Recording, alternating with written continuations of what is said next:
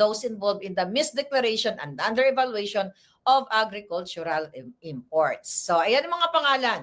He identified the purported brokers, imports, and facilitators as Michael Ma, Lo Jin-ang, Andrew Chang, Beverly Perez, Aaron, Manuel Tan, Dia Cruz, John Damante, Lucio Tan, and Jerry Teves, at marami pang iba.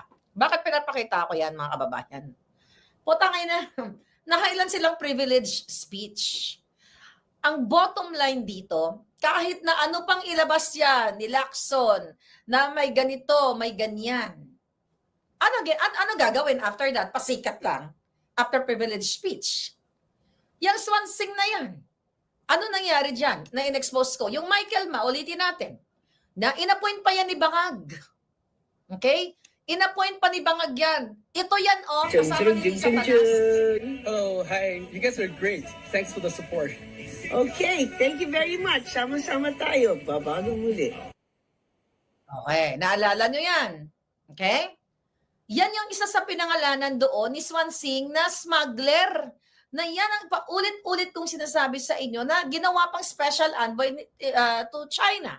Then yung si Rubio, inappoint pa ni Bangag. So walang kwenta lahat yung kaputahan na yan. Kahit ano pang gawin, purihin si Lacson, purihin si Bangag. Wala rin kwenta kasi after that, wala namang ginagawa.